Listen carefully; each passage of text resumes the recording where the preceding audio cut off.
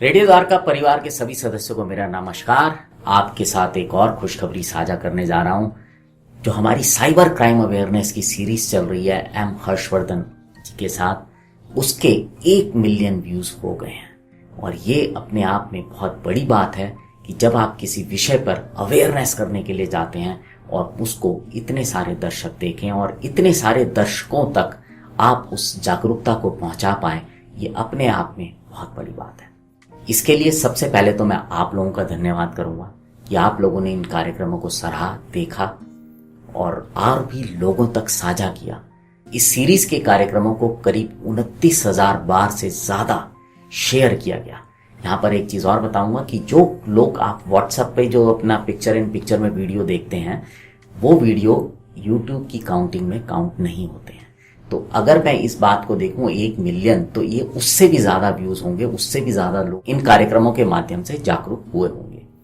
और इस सीरीज को करने में जो हमारा सबसे बड़ा योगदान रहा वो IPS एम हर्षवर्धन जी का रहा। उन्होंने अपना समय निकाला। बहुत मुश्किल होता है अधिकारियों के पास व्यस्तता के कारण समय निकाल पाना, लेकिन विश्वास कीजिए कि जब भी हम उनके पास गए रिकॉर्डिंग के लिए समय लेकर, चाहे उनके पास कितना जरूरी काम था, उस काम को उन्होंने निपटाया और उसके बाद हमारे को कभी भी खाली हाथ नहीं भेजा। हमेशा कुछ ना कुछ एपिसोड्स रिकॉर्ड करके दिए।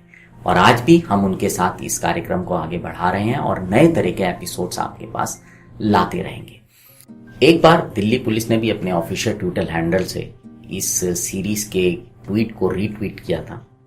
इसकी रिकॉर्डिंग से जुड़ा एक वाकया आपको बताने चाहता हूं। अक्सर हम रिकॉर्डिंग के लिए शाम को जाते थे और एक बार की बात है कि हम वहां पर 8 बजे का हमें टाइम था रिकॉर्डिंग करने के लिए, तो हम शाम को 8 बजे उनके ऑफिस में पहुंच गए।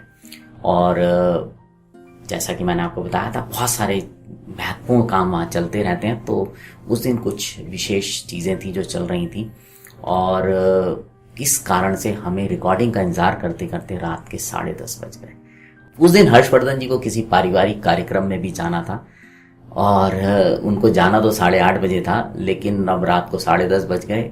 लेकिन उन्होंने हमारे साथ 2 एपिसोड रिकॉर्ड किया और उसके बाद वो अपने कार्यक्रम पे गए।